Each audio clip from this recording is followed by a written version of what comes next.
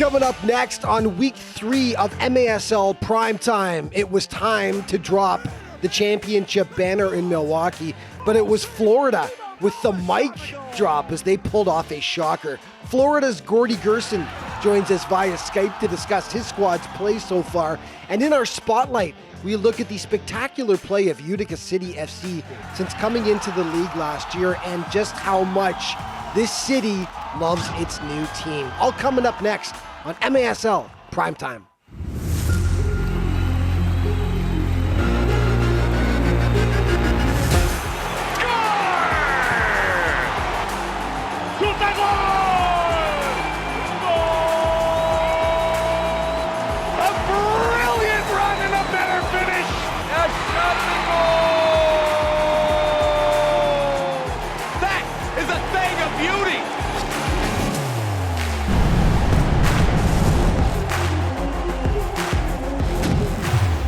This is MASL Prime Time. Welcome back, everybody. I'm Alex Bastiavansky, and wow, time flies. We're already through week 3 of play now, with the holidays staring us right in the face. Peace on earth, goodwill towards all. However, one team that hasn't been too charitable towards the opposition so far has been the Monterrey Flash. Quite the opposite, in fact. The Mexican squad appears to be bent on playing the role of Scrooge to the rest of the MASL. Heading into week 3, the Flash sported a pristine 3-0 record, having racked up a ridiculous 36 goals in the process. And they were taking on the Mesquite Outlaws last week. And to their credit, the first-year franchise refused to be intimidated by the powerful Flash. Highlights in this segment are brought to you by Miter.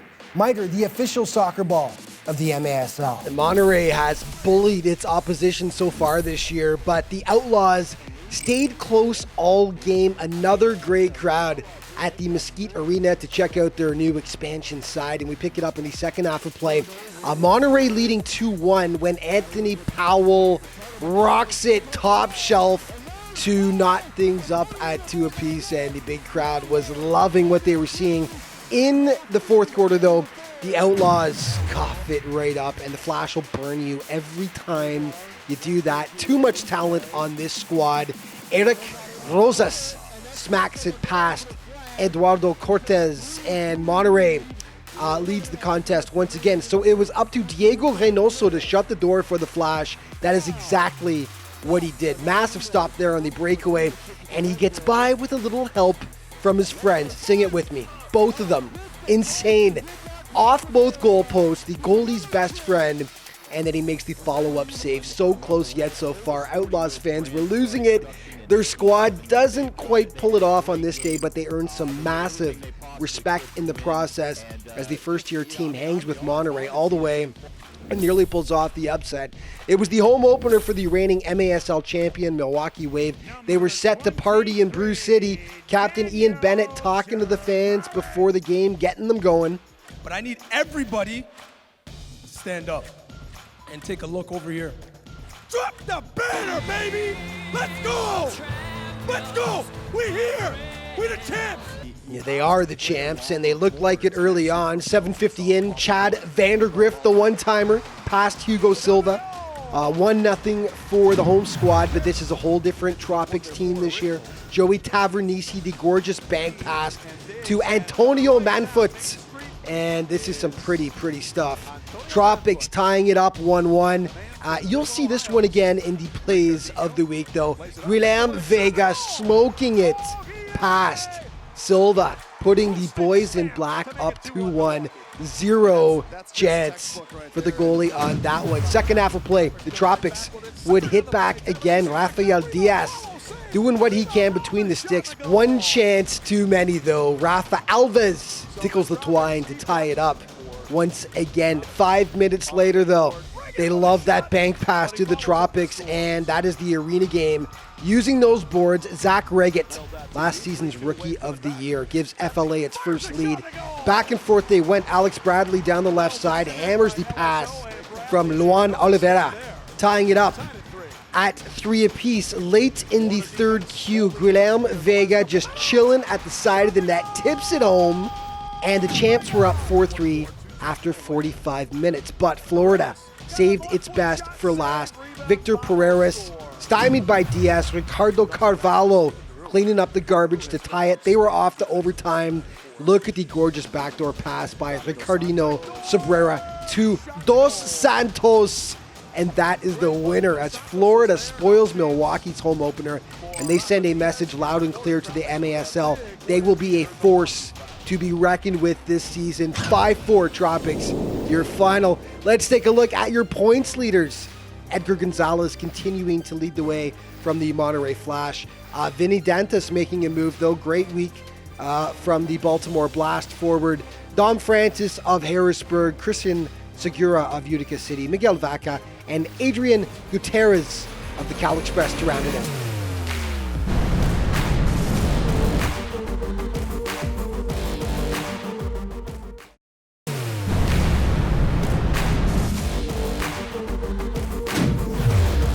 Welcome back to MASL Primetime. Before last season, the Syracuse Silver Knights relocated roughly 55 miles down the I-90 to Utica. And right from the opening kickoff, Utica City FC was a massive hit, both on and off the pitch. Now, UCFC made the playoffs in its first season, and they look to build on that success this year. We spend 2 minutes with Utica City now, and this week's MASL Team Spotlight.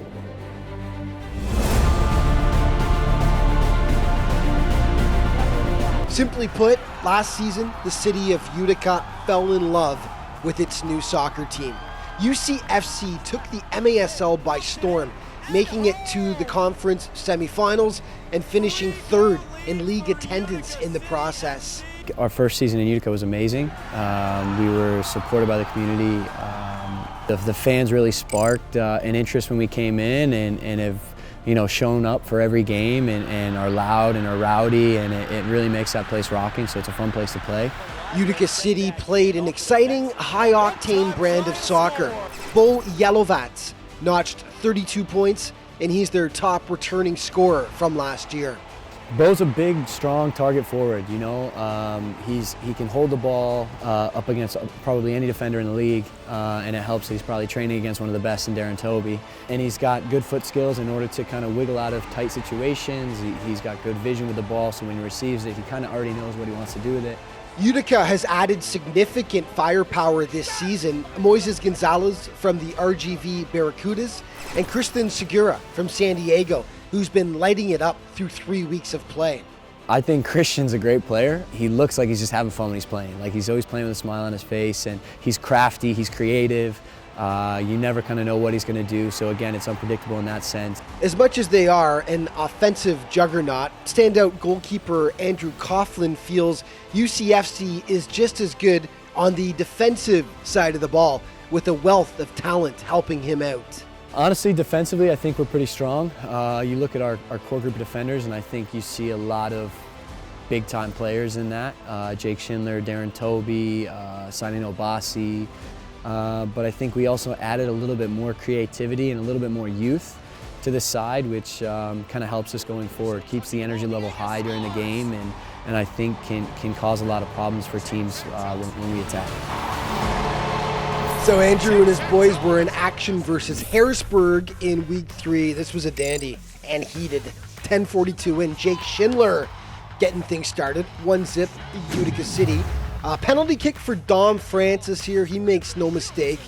And it's all tied up 1-1. Second half with the score 2-1 UCFC. Coughlin uncharacteristically coughing it up right to Francis. He had a huge weekend. 2-2.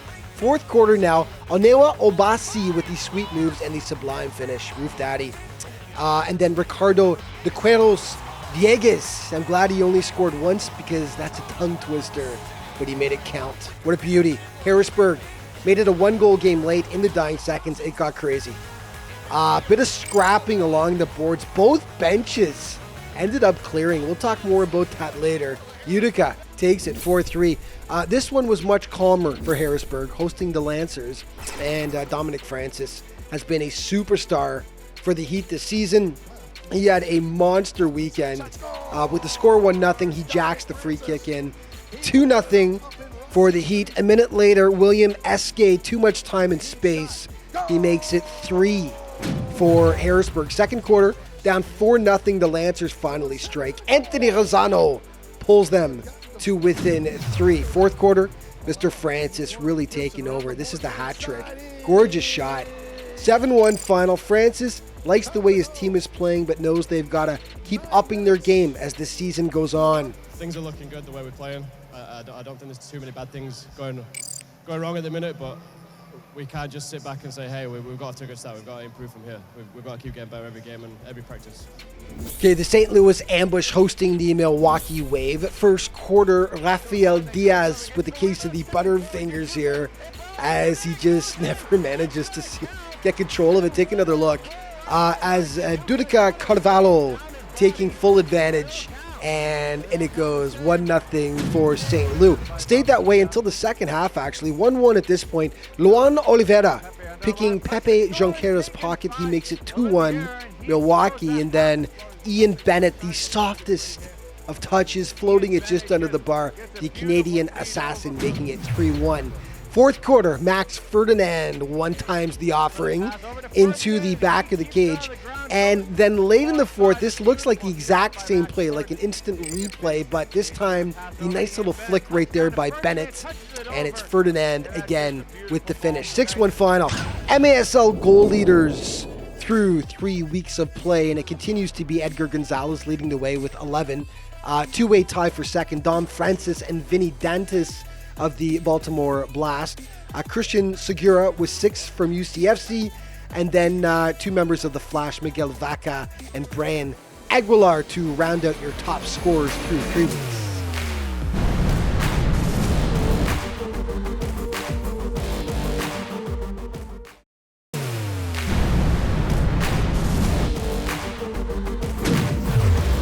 Hey, welcome back to MASL Primetime. You know, without a doubt, the most eye-opening result of the young MASL season so far took place last weekend when the Florida Tropics dropped the defending champion Milwaukee Wave on the road, no less. So it goes without saying that Tropics midfielder Gordy Gerson is in a good mood today, and he joins me now via Skype.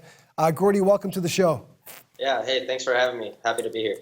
Well, we got to start off with your comments about the big win. You go into the Lions' Den, facing down the defending Ron Newman Cup champs, 4,500 strong on hand, backing the hometown Wave, and you guys come out with the 5-4 win. What were the keys to success? I mean, we kind of stuck to our own game plan for most of the game. I was, unfortunately, I was back home watching the game on the TV, but to me, the way we played was we were composed throughout the 4 quarters, and we played like an actual team. When one guy made a mistake, 4 others were there to back him up, and the results showed. In my opinion, I mean, we could have had a few more opportunities that we put away, but anytime you go into Milwaukee and you come out with a win, you're definitely happy, especially with them being 21-3 last season. They're a powerhouse, no question about it. Huge win for you guys. Leading the way through 3 weeks for you is Ricardo Carvalho, who came to the team after playing in Harrisburg last year. Talk about Ricardo and what he's brought to the team. Ricardo's a great player, and he's fun to be around. He's always smiling, laughing, and the guys love him on the team as a person and as a player. He could play target, he could play second forward. He's been around the mix for us, and it's just huge to have players like that can play any position and still be able to get the job done. Yeah, you've tallied 16 goals through 3 games, which is 4th highest in the East. I mean, not a massive amount, but what really sticks out when we look at your stats is just the balance. 3 guys are tied with 3 goals each right now. Carvalho was 1, Zach Reggett, and Matt Clare, the other 2. Joey Tavernese has 3 assists. Just tell us about the balance and scoring on this squad. Oh, it's awesome to have. It's great knowing, when you're not on the field, someone else is there doing, just as much as you'd be able to do. Scoring 16 goals in 3 games, that's great. But looking at the other side of it, it's just 3 wins. That's all that matters to us, is we made sure that at the end of each game, we came up on top. Yeah, and finally, Gordy, you've had to miss the last 2 games due to injury that you've been out with, unfortunately. And so 2-part question here. First, what's your timeline for return? You mentioned you had to watch the game, unfortunately, from back home in Milwaukee. And secondly, you signed as a free agent with Florida after playing for in-state rival Orlando last season. How good did it feel to beat your old team twice in 2 weeks? I mean, the kind of person that I am, I tell myself I'm playing the next game every single day. So it doesn't matter what I tell myself. You know, my body's going to heal the way it needs to heal. My plan is to play the next game, which is our home opener this Saturday. You know, hopefully my body will let that happen. On top of that, winning 2 games against Orlando to me is, I mean, it's great. It's making me feel like I made the right move to Florida and show to myself and also to the league that, you know, I came to a serious team who's looking to win, and the first thing on the mind is playoffs. And once you get there, anything can happen, and that's our goal.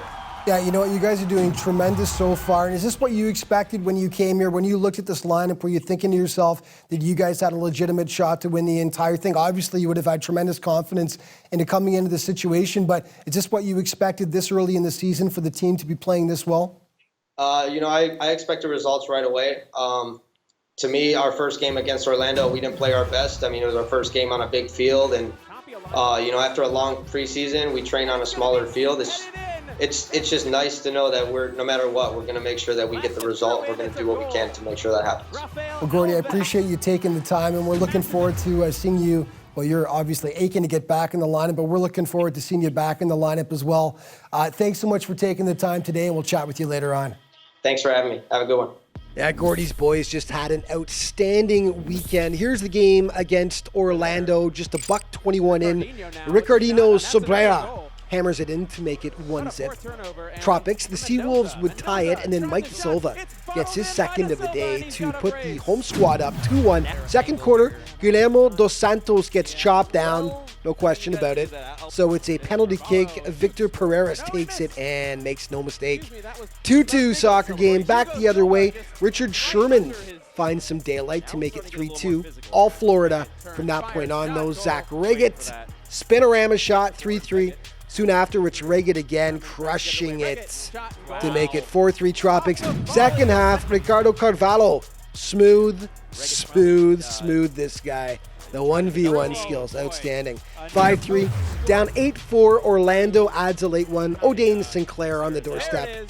In it goes. That's as close as they would get, though, as the Tropics take down their in-state rivals by an 8-5 count. Let's check out the goalie leaders so far in the MASL. Goals against average, William Banaheni from the Harrisburg Heat leading the way, followed by Diego Reynoso, Rafa Diaz, Andrew Coughlin of UCFC, Jesus Molina, also of the Harrisburg Heat, and Hugo Silva to round out your goaltending leaders.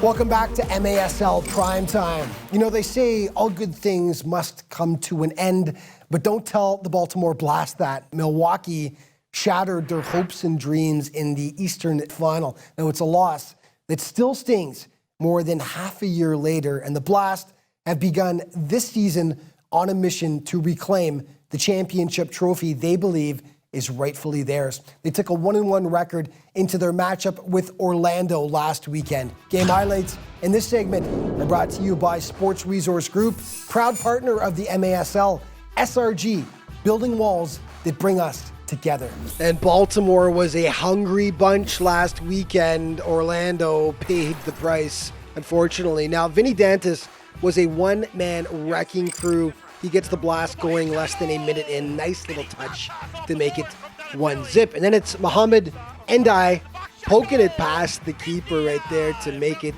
2. And they were relentless. Juan Pereira, top shelf, to make it 3 for the Blast. Second quarter, Blast up 5-0 at this point. Tony Donatelli to Sam Guernsey for the tally. And then a little something extra for the crowd in Baltimore afterwards. Keeper Peter Sliwa under fire all game. Great job right there, though, to deny Juan Pereira. The Seawolves do tally once in the first half. Mario Alvarez, beautiful one-timer, but they still had a long road back. Second half, down 10-2.